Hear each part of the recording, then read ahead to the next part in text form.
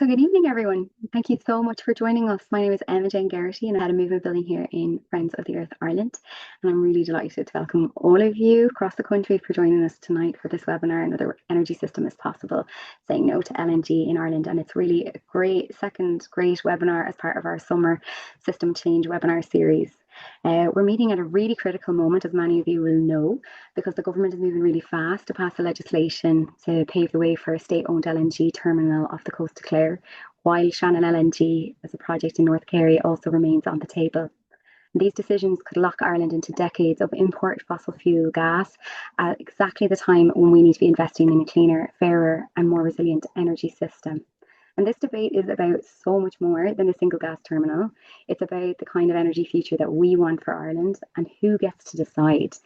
Do we continue to deepen our dependence on volatile international fossil fuel markets and multinational corporations, or do we choose an energy system that prioritises our communities, our climate, that's affordable and that really provides genuine energy resilience? The households are continuing to face high energy costs and the impacts of climate change becoming increasingly visible across Europe and around the world. This is a moment to ask whether doubling down on fossil fuels is really the right path. And many organisations, such as ourselves, Friends of the Earth, and Not Here, Not Anywhere, and other communities believe the answer is no, and that another energy system is not only possible, but it's urgently needed. And we're really fortunate tonight because we are joined by two really great speakers who are going to bring their deep expertise to this conversation. So firstly, I would like to introduce Aideen O'Doherty, who's from Not Here, Not Anywhere. It's a nationwide grassroots volunteer group that are campaigning to end fossil fuel exploration and the development of new fossil fuel infrastructure here in Ireland, and also championing towards a just transition towards renewable energy. We're also joined by my colleague, Jerry McEvely, Head of Policy Change here in Friends of the Earth Ireland, and he's also been at the forefront of advocacy on climate and energy policy in Ireland's transition away from fossil fuels. After the presentations, we're going to have a little time for some questions, so I do encourage you to add your questions in the Q&A as we go so we don't lose them and they stay fresh in your mind. But thank you again for all being here. I'm going to end our poll. Thank you for participating in that. And I'm going to hand over to Aideen to get us started and help set the scene for where we're currently at and what's at stake. Over to you, Aideen. Perfect. Thanks, Emma Jane, and thanks for the invitation to speak. So, as Emma Jane said, my name is Aideen. I'm a member of a volunteer climate action group called Not Here, Not Anywhere, and we campaign against LNG and other new fossil fuel exploration and infrastructure. I'm also in my day job. I'm a lecturer researcher in DCU here in the business school. So. I'm going to show you some slides. Hopefully, I'm not going to bombard you with slides, but I do want to kind of take us through the journey of how we got here to this kind of stage of two potential LNG terminals being developed in Ireland. Look at sort of what has happened in the past, how we've kind of managed to delay any LNG terminals being built in Ireland until now, and try to sort of think about how that helps us, how that gives us lessons for what we need to do next and how we can campaign against this in the very near future. So bear with me while I share my screen. Okay. So if anyone cannot see that, and if anyone at any point cannot see or hear me, well, I suppose Emma Jane, if you at any point cannot see or hear me, please let me know straight away. Well, Um, yeah, all good for now? Okay, great. that looks Thank great. you. Okay, lovely. So yeah, as I said, I'm going to talk about the threat of liquefied natural gas in Ireland. Obviously, we don't have any LNG terminals here yet. So I will go through, yep, how did we get here, and what next? Okay. So brief word on Not Here, Not Anywhere. As Emma Jane said, nationwide, grassroots, non-partisan, volunteer climate action group. We campaign on LNG, but previously we campaigned on offshore drilling for fossil fuels also, and we also do a good bit of work on data centers, and that will feature in my talk as well. It's all connected. Okay, so this is what we're talking about. This is what floating LNG terminals, which are currently what's proposed for Ireland, what they look like. So, a big ship filled with gas that has been frozen and therefore liquefied and transported a long distance. So it's likely that if we were getting LNG, it's probably going to be coming from the US. Qatar is another major supplier, but obviously now that's changed now in terms of EU supply because of the Strait of Hormuz. But currently, about 60% of LNG imported into the EU comes from the US. So that's probably where we would be getting it. So this is what an LNG terminal looks like. I am not going to go through exactly what LNG is. I will, however, put a link in the chat in a second to this video, which is just a nice video from Gastivist, which if you need a refresher or unfamiliar with what LNG is, this is just a useful resource. It's a very short video to explain it. But yeah, gas that is extracted, frozen, liquefied, transported, and then regasified through a regasification terminal. And we're looking, that's what we would have in Ireland, and then released into the grid. Okay. That's LNG. We in NHNA have been we've been campaigning on LNG for nearly 10 years now. And we had a campaign a few years ago, Keep Ireland LNG Free. So I just wanted to sort of yeah, this kind of summarizes our that we've been working on LNG for a while. Very important to say that there are many groups in Ireland and abroad working on LNG, which is fantastic. So this is just a selection of some of the many groups who work very hard on LNG and fighting fossil fuels in Ireland, and it's a real testament to the dedication of all of these groups, of which we are just one small group of all of these groups who have been fighting LNG for the past 20 years. Okay. So, in terms of the LNG terminals proposed for Ireland, so for a long time, this was the only one we were worried about, the proposed Shannon LNG terminal down in Tarbert in North Kerry, the Shannon estuary. That currently the planning application for that is still is live. On board Pleanála is or on Commission Pleanála is due to make a decision on one of the associated planning applications very soon. And that New Fortress Energy, the company, the promoter of that project, is an American company, and it's likely that the gas would be frack gas coming from the US. And now we have another, the state LNG has now entered the chat. So I'll go into detail a bit more about why the state LNG terminal kind of came about and was proposed. But the site for the proposed strategic gas emergency reserve is what they're calling it. So a floating LNG terminal that would apparently be used only in case of an energy emergency. Is proposed for directly across from the Shannon LNG terminal, like literally directly across in County Clare, the other side of the Shannon estuary. So those are the two sort of very live projects. I have left, and yeah, we don't know yet where the gas would be coming from this, but yeah, most LNG being imported into the EU and the UK currently is coming from the US. So it's likely that it would come from the US. Okay, and I've left this up here as well because there's a company called Predator that has proposed a floating LNG terminal in Cork, the Magnell project. And they also have proposed some sort of gas storage on the old Corrib gas site. And as recently as January 2026, they're still sort of promoting and trying to raise money for this gas storage site. So they're definitely still in the mix as well. But the two very live projects are this strategic gas emergency reserve, and then Shannon LNG. So the Strategic Gas Reserve was just approved. The bill to sort of manage the planning of it was just approved. A couple of or yes, sorry, yesterday it was voted on in the Dáil, and now the bill is going to go through the remaining stages, and the government is planning to have this up and running in 3 to 4 years. It sounds like that's from the Gas Networks Ireland website. They've said that Gas Networks Ireland is going to be the commercial semi-state operating the gas network is going to be the operator. And then Shannon LNG, so the proposed private terminal directly across, they even look the same directly across the river. That is that there are a couple of related planning applications for Shannon LNG, but you can see I think this picture sort of shows everything that they're planning. So a floating terminal plus an associated what they call an energy park.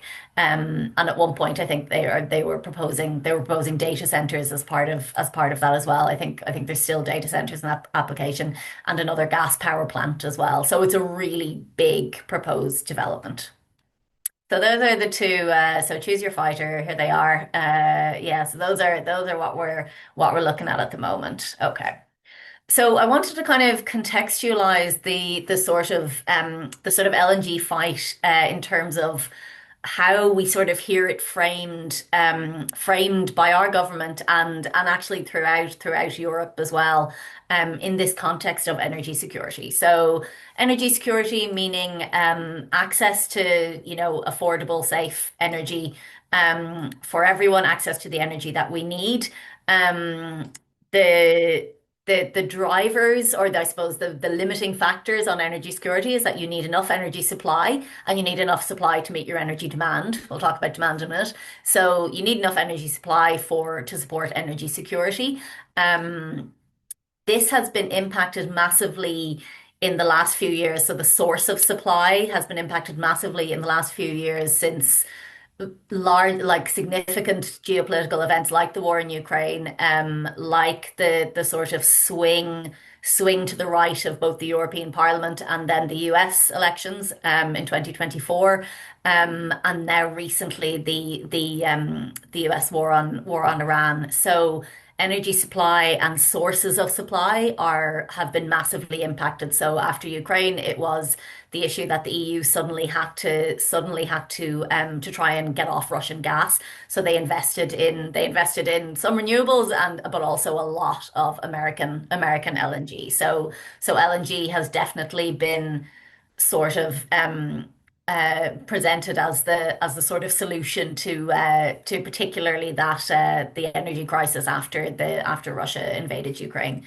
The other issue, and we'll return to this a bit as well, is increasing energy demand. So energy demand is increasing due to lots of different factors. The largest, or what the International Energy Agency predicts will be the largest sort of sources of increased energy demand in the coming years are cooling because of climate change. And then also big source of increase is data centers and particularly AI focused data centers. So data centers with accelerated servers. So we have this sort of perfect storm of problems with energy supply, and pressures on energy demand, and here we have LNG coming in as a solution. So I'll come back to this at the end, but I want to talk about how we got here.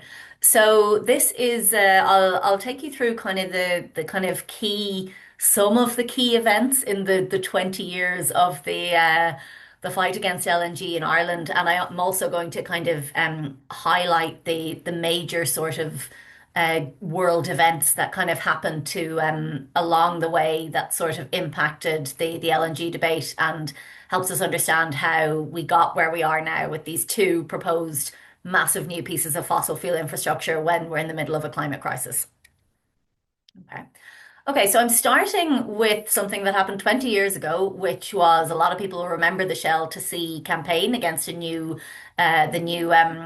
Shell gas infrastructure, which obviously went up in Corrib and Mayo.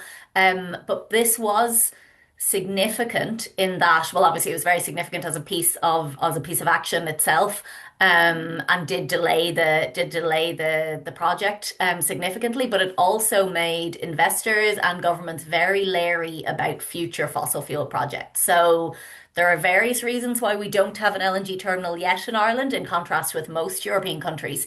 But certainly that campaigning 20 years ago has helped us massively in terms of making Ireland I suppose, a less friendly place for people trying to invest and make money out of LNG and other fossil fuel infrastructure in Ireland.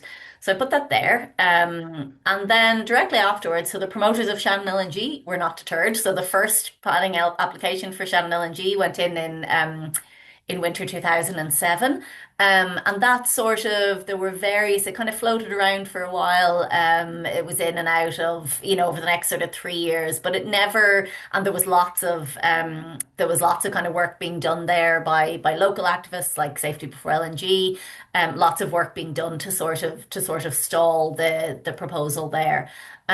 So people were working away on that. And then in the meantime, we started seeing a sort of increased kind of raising of collective consciousness on climate change, I suppose. And this picture of the Paris Agreement in 2015, but I suppose over those years, kind of after the recession, we started seeing, and once we kind of started recovering from that, we started seeing more of a people start to care about climate change more. Um, and then, sorry, I'm just moving my screen. Yeah. And then in Ireland, we had a really big kind of environmental win when the fracking ban was signed into law in 2017. So this was stopping any fracking in Ireland, and this has been crucial for this making this link to fracking has been crucial for the arguments against LNG as we've gone on. So yeah, people were starting to care a bit more about climate. We then had the Fridays for Future movement in 2019, and that really, there was nothing. People were very excited about seeing their kids out in the streets and having their kids coming talking to them about climate change. It had a massive kind of impact on the sort of discourse. I've put the EU Green Deal with it because it in 2020 because it kind of we had this green wave. There was sort of, or in terms of electorally, there was sort of a yeah, there was a real kind of climate became a key political issue, and that kind of changed the landscape. So, and then also there was a lot of activism happening as well in the background, as well as these big sort of world events. So, Friends of the Irish Environment is an organisation that it's done amazing kind of legal cases in relation to climate litigation in Ireland, and they had a case in relation to Shannon LNG. So they had a win on that in 2019. So you can see we're kind of I'll come back for that one in a minute. Give everyone PTSD with that one. But yeah, you can see that we were starting to build. There was momentum building on climate and away from the idea of building these kind of big fossil fuel projects.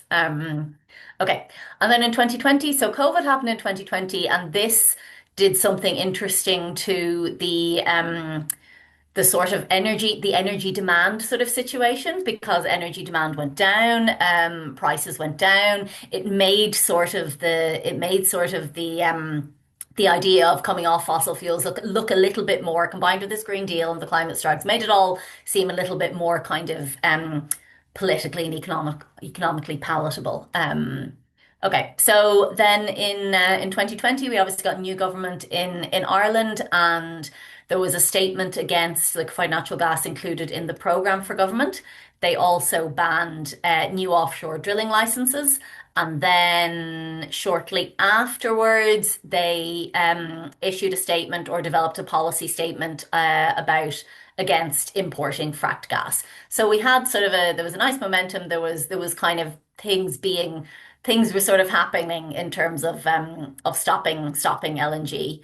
We also had now, not that Biden was amazing, we had a change of president in the US as well, which did help in terms of he briefly or brought in a ban on export terminals in the US. So it was all sort of going reasonably well. Now, New Fortress Energy weren't giving up, so or Shannon LNG wasn't giving up, so the site was sold officially to New Fortress Energy, this American company, in winter 2021. But obviously, this had been a project that was sort of proposed for 14 years. At this point, it was being talked of in terms of like a zombie project from another era. This was the narrative at the time. And then into this sort of backdrop, if you like, NHNA we wanted to put forward a piece of legislation, so we launched this LNG free bill in February 2022, with all this sort of momentum happening, and then something else happened, and Russia invaded Ukraine. I think it was literally the week after we launched that LNG bill, and obviously it sent the EU and Ireland into a tailspin of sort of concern about energy security because there was a huge reliance on Russian gas in the EU, and obviously with the Ukraine war, they didn't want to be relying on Russian gas anymore.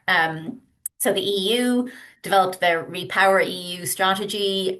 So there's lots of talk of renewables in there, but they also invested majorly in LNG. And countries, we had countries like Germany signing up to build 4 LNG terminals. Finland.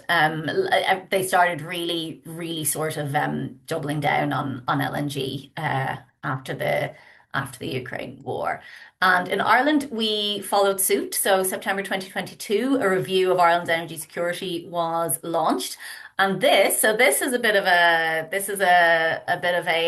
I'm trying to make the connection back to energy demand. I did notice in 2022, it was the first version of ChatGPT was launched. So a monster was born in that an energy consuming monster was born. It was when I suppose energy demand started to kind of ramp up from data centers, and we started sort of noticing this in Ireland maybe in like 2021 kind of time that data centers were using a lot of energy, and gas plants were starting to be built to yeah. I'm conscious of time, so I will just be another couple of minutes, Emma Jane. I hope that's okay. And yeah, but meanwhile, people were continuing to kind of protest LNG. There was a climate camp at the Shannon LNG site in 2022. There was a major win in September 2023 when the planning permission for Shannon LNG was rejected by Onboard Planola. At that time, unfortunately, this was little bit short-lived. And then in November 2023, the Energy Security Review was published, and they suggested that for security of supply, that we needed to develop or bring over an LNG FSRU to have some gas storage in the case of emergency. So that was the Energy Security Review. And this is kind of when things started to get worse. This is a kind of a not a nice phase now. Gas Networks Ireland went off and did a kind of a whole business case and economic case for the gas reserve, published in April 2024. There was the Shannon LNG planning refusal that was overturned in the High Court, so which means it's going back the wrong way. And then in March 2025, this Strategic Gas Emergency Reserve was announced. And the Shannon LNG planning application. So there are a couple of different planning applications related to Shannon LNG. One of them was reactivated May 2025. We also had this happen in 2024. And we had this happen. So this is Trump and von der Leyen, the EU and the US agreeing to a deal that the EU would buy 750 million euros worth of US LNG. So this is the new sort of political climate that we are in at the moment. The SGR, the Strategic Gas Emergency Reserve site, announced as County Clare. And then in the last few months, we have seen the bill we've seen the bill start to move through that would provide for planning permission for this, or would provide the planning process for this LNG terminal, the state LNG terminal. We also had the Strait of Hormuz happen, and we thought at one point that maybe this would kind of illustrate, because the Qatari LNG was massively affected by the Iran war, and that's one of Europe's biggest sources of LNG. We thought that might work in our favor a little bit, but no, the government is ploughing on with relying on fossil fuels for energy security, and the bill was passed through yesterday. So the bill still has to go to the Seanad. I don't think there's a date for that yet, but I would imagine it will be next week. And then the president will have to sign it into law. So there are still opportunities to fight this. Plenty of opportunities. A lot has yet to happen. There will be another bill for the operation of this terminal in autumn. And the government, I think, has said around 2028, 2030 for the reserve to be operational, but we are going to stop them well before then. We also have currently, so things that Ireland has the EU presidency at the moment, so there are plenty of opportunities for intervention there, I would say. And then We will also have the Shannon LNG planning decision coming imminently. I think they're probably waiting until all of the sort of the SG or stuff kind of settles down and there's kind of more guidelines on that. And then we have seen over the past few years, this has been a long sort of journey and fight for everyone fighting LNG for the past 20 years. And we have seen these kinds of, we've seen these big sort of geopolitical changes, elections in the US, in the EU, and Ireland are happening in the next few years. A lot can change depending what happens, and hopefully it will change in our favor.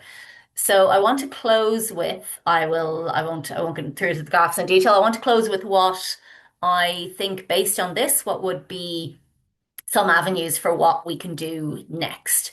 The first thing is I think we can make this link between LNG and energy demand caused by data centers and AI, and how this is sort of driving LNG supply. So you can see this article. So AI power needs may turn LNG glut to gap by 2030. So we need so much energy to power AI-enabled data centers that we're going to need more LNG than we ever thought. So I think it's useful to make that link because data centers is something, obviously Friends of the Earth's done amazing work on this. Data centers is something that I think resonates with people in Ireland, particularly when you drill it down to our energy bills.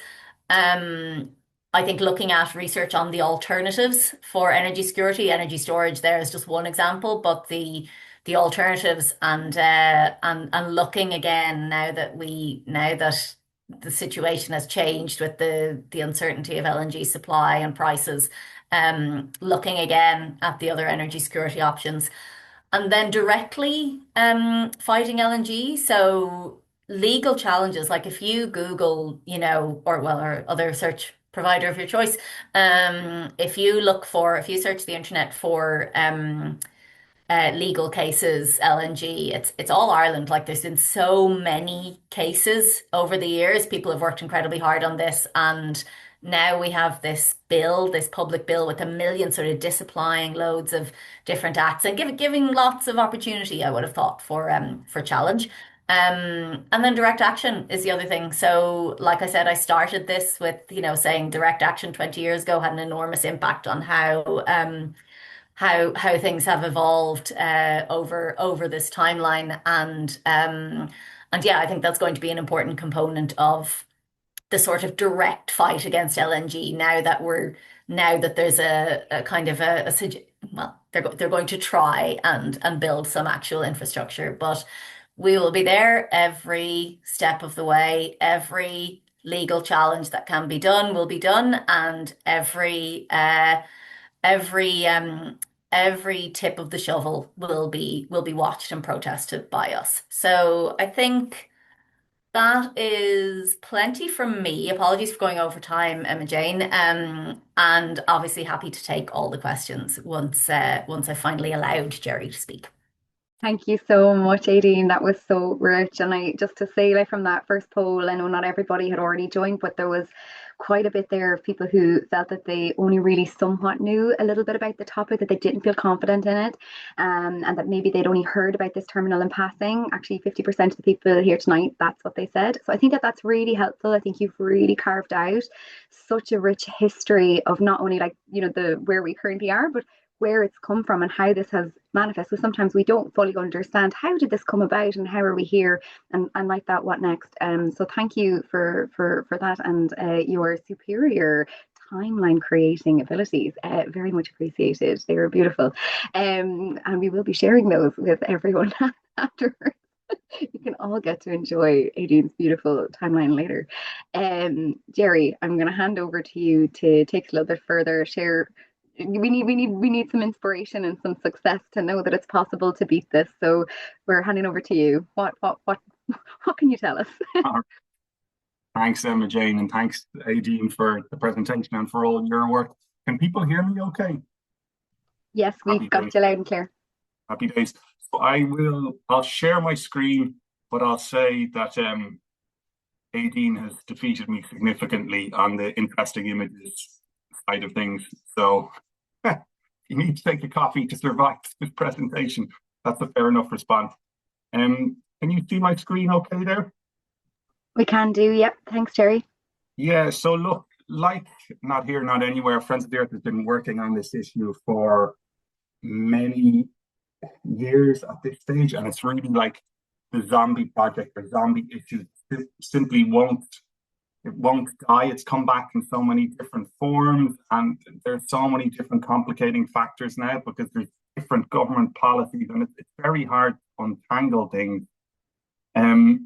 What I just wanted to start with is I was debating whether to put this slide at the start or at the end, but you might be too tired by the end, so I just thought I'd put it at the start.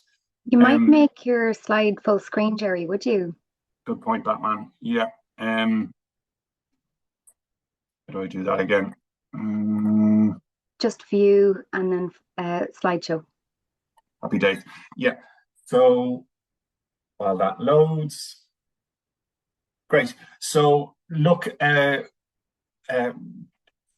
this week, to coincide with the bill being the full bill on the government state-owned LNG facility being introduced in the Dáil, like Not Here, Not Anywhere, organised a really good action together with other groups. I definitely think there'll be more opportunities to organise something like that again. And then Friends of the Earth also organised an e-action through our website. I'm sure many of you on this Zoom session probably took it. But the reason I simply mentioned that again is because the letter text to TDs, it's still very relevant, even though government has now pushed through the bill, through the Dáil. If you're looking for, key points to make, it's in that e-action. And part of the reason I also raised that is because a big issue for us in Friends of the Earth is that, government is still not respecting laws and policies that it put in place itself. That includes not only the climate law, its own energy security review report in 2023, but also recommendations from the Oireachtas Committee on Climate when they examined the bill earlier this year. And that committee includes Fianna Fáil and Fine Gael TDs and senators. So one of the demands the committee made was for in-depth analysis, cost-benefit analysis, further assessment of public safety, particularly for people in Clare, and on alternatives to LNG. And the government has dismissed that. So as Aideen has said, just want to be clear, like what's next? What can you do? Aideen mentioned it'll be going through the Seanad now, probably next week. We'll confirm that. But contact your senators, give them that information. And there's going to be a further bill still on this issue, but on the operations side in the autumn. I'm sure those organisations here and others will be back in touch with you at that stage, but that'll be another opportunity to contact your TDs. But also, really, we need to be talking to the right people. We need to be talking to people in Clare. We need to be talking to TDs and councillors in Clare. I've mentioned the elected TDs in County Clare there, but we need to be making these points directly to them. I've also mentioned there, if you've got friends and family in County Clare, raise it with them. TDs love to be talking to people who are in their constituency and hearing their points of view. That's important. As Aideen said, it's very likely we'll be coming together and taking action, and we need to do that. And this is getting into the weeds a little bit, but for this project, Gas Networks Ireland has to consult, it has to engage the local communities, and on Commission Planola has to, even though it's very much a shortened process, it still has to go through the relevant planning stages for this project, which would include giving an opportunity for the public to comment, and particularly on the associated environmental impact assessment that would have to be carried out, and even also the CRU. So the fight isn't over, and I think there's a lot more that people can do here. What can they say? So I'm debating whether I can actually go through each of these 11 points in giving them 60 seconds or less, but there are some definite myths related to this, and I think maybe this is current information, maybe it's things you could be saying. I'll try and give 10 seconds on each, but this is a whistle-stop tour of myths related to LNG. So number one, we're not dependent on Russian gas. Most of our gas comes from Britain. Britain is a very diversified market. It has very minimal amounts of gas itself coming from Russia. Two, Ireland had the two pipelines from Britain could be easily disrupted, and that's really one of the government's core arguments for developing an LNG facility. To be clear, it would be catastrophic if these two pipelines from Britain were disrupted, but risk is it's an equation of probability and consequence. We know the consequence will be extremely high. The probability of two subsea pipelines being disrupted at the same time, fully for a lengthy period, I don't think that's been fully explored enough. There's also the contention that more gas means more security, even when we look at gas itself, like it's an import. It is not something that's within our control, as we've seen with the Strait of Hormuz and the attack in Iran. When people talk about LNG resolve energy security, you have to remember it's not now, it's for something that would be built in 5 years' time. So in the context of, well, what would the alternatives be? LNG would not resolve our current challenges, and that's where we have to start looking at, well, maybe others would be better or more developed in 4 or 5 years' time. It is definitely not cheap. In fact, the cost of it has gone up. There will be, the stated cost for 10 years is 900 million. That has definitely gone up as a result of the Iran conflict, and that will result in levy on people's bills. That's a very powerful argument. Something that I'll perhaps come back to at the end is that LNG is the only option. I appreciate that it's perhaps sometimes people understandably want to look for neat answers or single answers to big questions. There's lots of different energy steps that could be taken, principally because we actually use so much gas for our electricity, and there's lots that can be done in terms of electrification. There's also the contention that LNG will only be for emergency use, and long story short, this isn't fully or clearly set out in the bill. So even if we dance on the head of a pin as to what does use of the facility rather look like, we need that defined. The government would need to have that very clear in the bill if it is to be an emergency facility. The same thing also applies to it being temporary. In order to prevent lock-in, government would need to be really clear on how and when it would be decommissioning this in accordance with our climate law. Similarly, in terms of consistency with climate law, undoubtedly this will involve long-term use of gas, which will be burnt. And while government has contended that it's consistent with climate law because it's only an emergency facility, that is sort of belied or undermined by the fact that they're just applying one core provision of climate law in this bill. And maybe just I've slightly covered the issue of locking in emissions. It's actually also related to the issue of potential for frack gas imports, which AB mentioned that even if an argument could be made, well, if we're using this LNG facility, then we're not using gas that we would have used coming from Britain. You have to remember that, how is this LNG produced? It's coming from additional production in another country and potentially frack gas.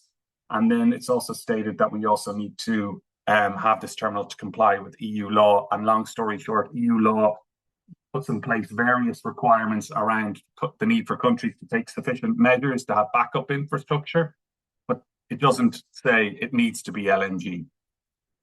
That was the whistle stop tour of some myths.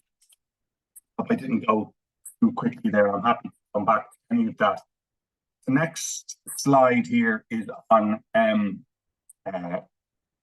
we also have to remember, and Dean covered this well as well, around who is this backup for, and how should government be ensuring energy security for its citizens. I think the government's case would be an awful lot stronger if it had been stating that because of their perceived energy security risk or stated energy security risk, we cannot be allowing further major connections to the gas network. But far from it, far from it. Data center demand is going to significantly increase our electricity use, and because we use so much gas for electricity, it's going to be one of the main drivers of gas demand over the coming years. And I think there's about 5 CCGTs worth, about 5 gas power plants worth of data centers looking to connect directly to the gas system for their own gas backup. So who is it, or how is it providing, or for whom is it providing security? I think is a very valid question. But in terms of how government should be providing security for all of its citizens, I think one thing that we're very strong on in Friends of the Earth is that it needs to be focusing on those who are most in need, worst quality housing, and who are at risk of falling into energy poverty.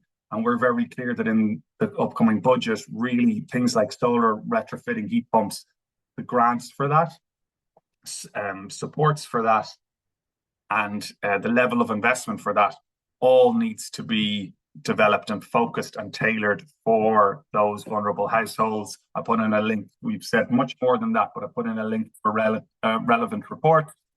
And then just very briefly going back to this point, well, how else can the Irish government provide security? If you think about if there was a disruption and it was going to significantly impact electricity generation, where we have, for example, significantly more electricity interconnection, significantly more battery storage, significantly more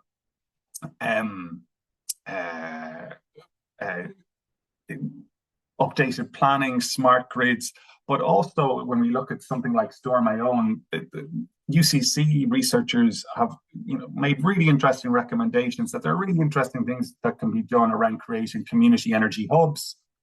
In other words, providing some of these sustainable and storage solutions within communities to support people. So, really, we have to be making our emergency response aligned with our climate response. That's what it boils down to. And we need to be taking account of, well, who are we providing this security for?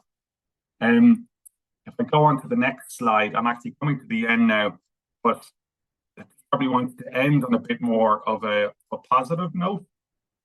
And I can't say that I'm the expert on these 2 particular examples, but these are 2 particular examples where LNG development has, if not entirely stopped, but at least been undermined to a certain degree. And the first example I have there is in Greece, which is actually hot off the press. And perhaps one of the reasons I focused in on that, or wanted to, it's useful for people to understand that, is because one of the main reasons that project, not Mini of Environment, but Greek Ministry for Environment, one of the main reasons that the ministry opposed that development was because of the really significant environmental impacts that were raised in the necessary environmental impact assessment that had to be done. There was significant resistance at local level, and across not just particular parties, but across parties.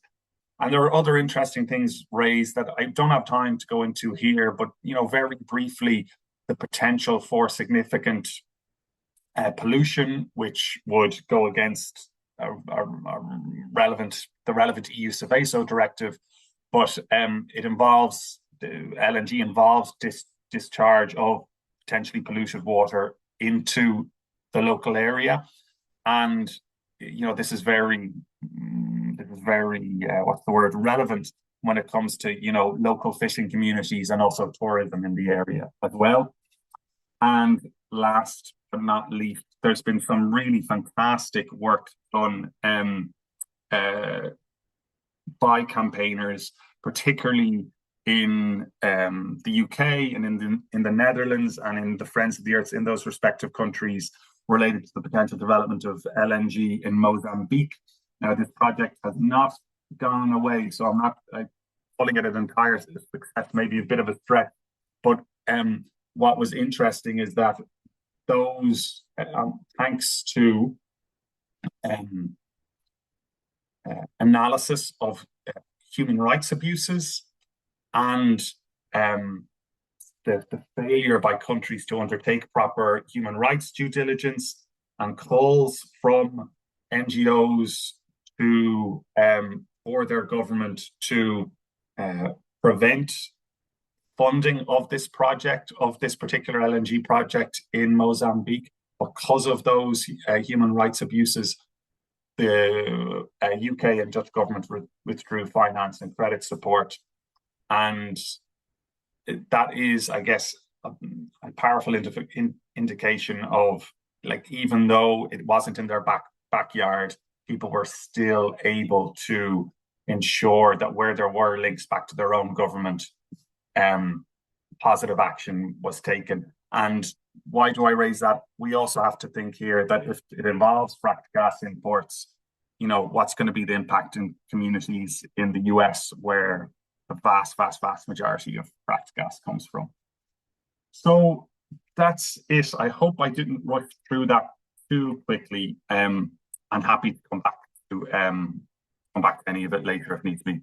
Thank you so much, Jerry. That was really helpful and also really lovely to end on a positive note of the this groundswell of the kinds of tactics that people have had success with and impact with in terms of trying to put a halt to some of these other major projects in other parts of the world, particularly like targeting financiers of these projects and highlighting human rights violations and abuses. And I think that these are things that we can take away from. And I think there's a lot coming through the comments and the Q&A as well about that. And I think you both touched on that in terms of the knock-on effect as well and the consequences of this kind of practice of using LNG, which comes, primarily through fracking, which in and of itself is one of the dirtiest practices for extracting fossil gas. And so, yeah, I think it's been really well highlighted and commented in the Q&A, as many people will be able to see. But we might kick off. There's a couple of key questions. Aideen, I think you've already put yourself down for wanting to answer them. So I'll read it out just for anybody who isn't able to get the functionality in the Q&A. But do you have a date for the decision on Shannon LNG planning application from Sam? Do you know? Yeah, no, I wish I knew. Your guess is as good as mine. So the official date that they said it was due to be decided on, I think it's 13th of January this year, never happened. There was the ongoing, I suppose there's the ongoing legal case that was kind of thrown out in April. I think that was one of Friends of the Irish Environment's challenges, thrown out in April. And then they tried to appeal that as well. And that was just the other day, that was rejected by the High Court, the leave to appeal the planning decision. So, like, I would have thought, given that that sort of case has, yeah, that sort of case is now possibly finished in the courts, that maybe they were waiting for that to be finished and for the leave to appeal to be decided on to announce a decision. So that's possible as well. And also for this kind of maybe to see what happens with this strategic gas emergency reserve bill being passed through and maybe waiting to, because the bill contains a load of new kind of a new planning process, which has sort of new a new process, I guess, for on Commission Planola. So they were probably watching that closely as well, with an eye on, how the state LNG planning process, how it's going to impact the commercial planning one. So I just don't know when they will. Yeah, don't have an official date. Um, So that's on LNG. Unfortunately, I don't know. On the question about the storing the gas for a period of time, so I'll answer this, and I think in answering this, and it asks about frack gas as well, I'll address some of the other questions too. So some people will know that LNG can't be stored for long periods of time without letting some of it boil off, letting some of it out. So with the Strategic Gas Emergency Reserve, the government has said that they think it will require 6 top-up shipments per year, and because of the boil off, because of releasing some of it into the grid. So that will now, as far as I know, that's not specific to frack gas or non-frack gas. The fracked versus non-fracked is just how it's extracted, the method of extraction, as opposed to, I'm pretty sure it doesn't impact the regasification process all the way at the other side of the supply chain when it arrives here. So it's not necessarily a fracked versus non-fracked, but there is that issue of boil off and top up shipments. And yes, as someone has said in the Q&A, because it's LNG as opposed to regular gas, it would increase our emissions because the government has kind of argued that it would replace gas on the network. So any of that that's released from that boil off that they have to release, that would replace regular gas. I mean, it's debatable whether it would replace or would be in addition to, but it would increase our emissions more than the regular gas because LNG is much more emissions intensive than pipeline gas. And I think that point has been we've like everyone has tried to ram that point home to any sort of arguments to politicians is the climate impact is the sort of first is sort of the first kind of line of defense on this. And hopefully that has somewhat answered that question about the climate impact of LNG. That LNG is 33, some research says that it's 33 times more emissions intensive than coal over the full life cycle basis. There's an awful lot of methane leakage. And the whole sort of argument for why we do not want LNG and new fossil fuel infrastructure is the climate argument. I think that's Jerry, if you want to, I did say I would answer the commercial question, but Jerry, you might want to take that. I'll give you a chance to get in. Sorry, this is the question on commercial. Sorry, I'm gonna have to open it up again. No, you're totally fine. Someone was asking about the way that the bill is worded, how it suggests massive industry input to ensure path open for commercial use. So that's coming from Patrick. Yeah, so basically, the the bill is probably one of the main weaknesses in it is more so how it isn't prescriptive. In other words, it notes that this will be a facility uh, developed or owned by Gas Network Ireland, but it doesn't expressly rule out in law the potential for some type of commercial arrangement. And a little bit like the point around emergency use and it being temporary, if this was very clearly set out in the bill and essentially the public could have that as a guarantee, that wouldn't resolve every issue, but I think we would be having a very different conversation here today. And I guess that is something which ministers have been repeatedly referring to around, that this is just for an emergency, it's limited, it's temporary, it's not commercial. But we don't see any of the specifics, and it's actually not living up to its own commitments in that respect as well. And similarly, like just even very briefly on the frack gas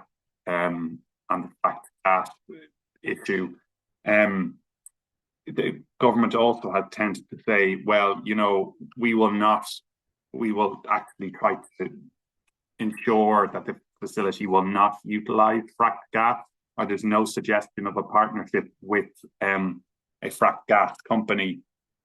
That isn't in the bill.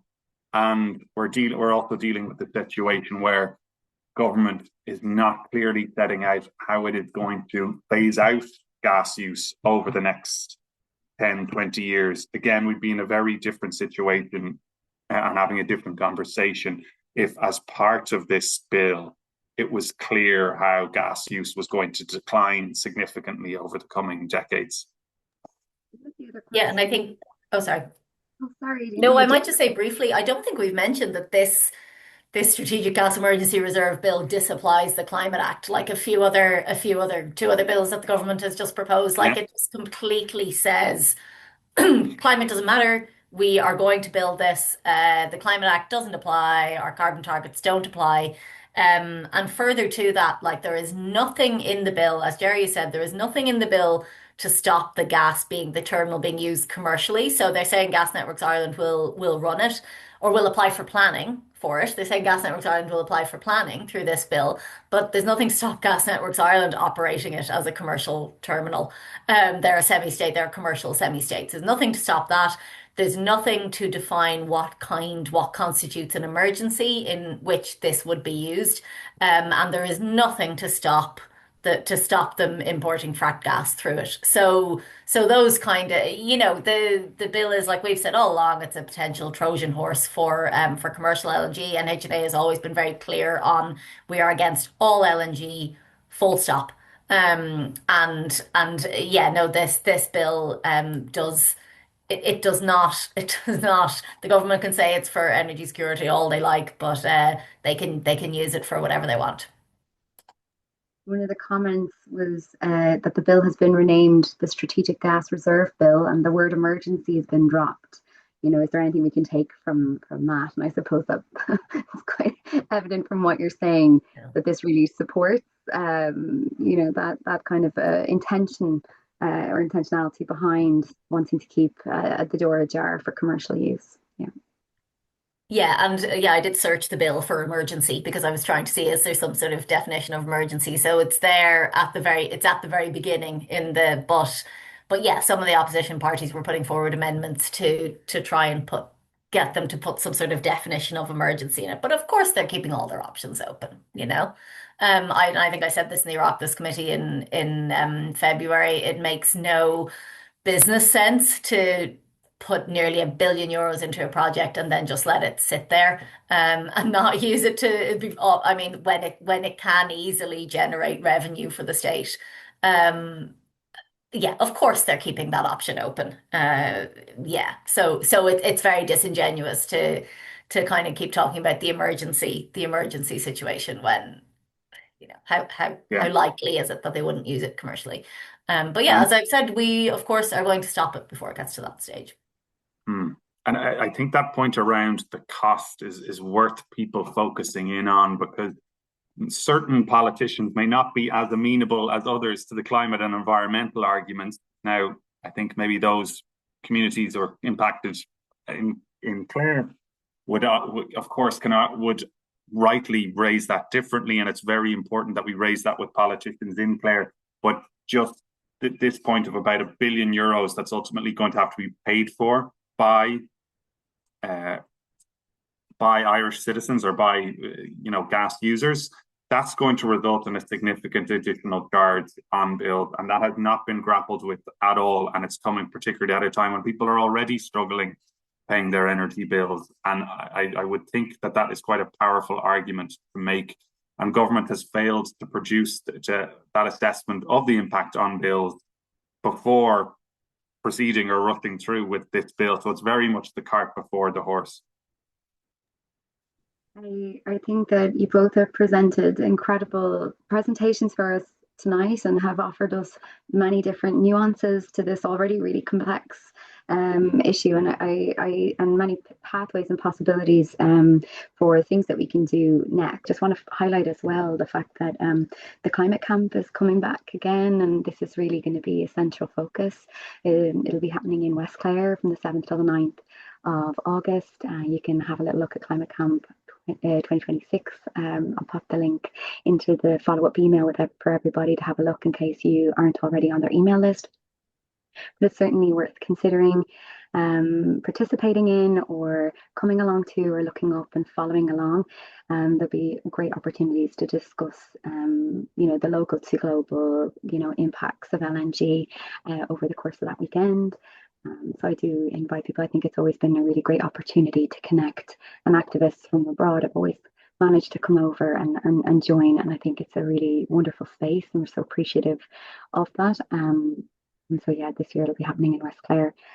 But I just want to thank both Aideen and Jerry for your time this evening, for all of your contributions. I think you've taken this topic, which is really challenging to get our heads around. And I think that's deliberate on the part of our government in terms of what they're doing and what they're not doing, what they're proposing, they're not proposing. And I think that, that's the point. And we know right well if this terminal was being proposed for the south side of Dublin Bay or something, this would be a very different, there'd be a very different public response to it. And I think we need to name that as well. This is a low population rural area in Ireland, and we need to be mindful that really a huge amount of our power can be in people around the country coming together. And I think we've seen that through the success stories and the impact stories that Jerry shared from both Greece and also from Mozambique. And this is things we have to take away with us as well, not just what kind of actions, but also that motivation, that inspiration that we can and will create change if we come together and do it collectively. And there's a lot of groups already working on this across Ireland and around the world, so we can connect in with them and be part of a bigger struggle. So I just wanted to flag that for everyone. But I don't know, I might just do a last word to both Aideen and to Jerry. We'll start with you, Aideen, if that's okay. Sorry. Yeah, absolutely. Yeah, just to say thank you to everyone for sort of coming along. And I'm always really heartened by any time we organize an LNG action or anything happens like this to see that people really care about this. And we have managed to keep this out for, well, not me for the past 20 years, but people working against this have managed to keep this out for the past 20 years.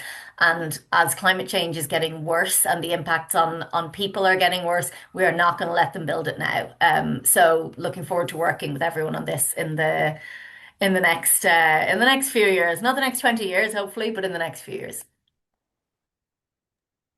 Yeah, and look, all I would say is that there's some people in this space who have got immense experience and are incredibly committed for far longer than me. And the one piece of hope that I have is that local politicians do have to listen in Ireland. And I would really strongly urge everyone, as I know many of you have taken that action, but to really emphasize it to your local politicians and also to raise it with people in Clare, if you have friends and family there, and get them to talk to their, particularly Fianna Fáil and Fine Gael politicians.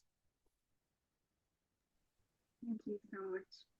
We'll follow up next week with the link to this recording for anyone that registered. So if people that missed it, no problem. We'll send on the recording. And I think that there was a lot covered. So hopefully you actually use the recording as a further educational tool with the groups, the communities that you're working in or living in, and as a way to start up and spark conversation. And at the very least, start using that amazing timeline that Aideen created. I know I'm going to be using that. It's such a wonderful tool. So yeah, thank you everybody. We'll follow up with that and we'll put in any of the resources shared or spoken about. And I took note of other kind of Google Docs and stuff mentioned in comments and stuff like that. So we'll try to share everything and more information about the climate camp and other ways for you to take next steps. But stay in touch with us and thank you so much for joining. We'll chat to you later. Thanks so much. Bye, everybody. Thank you.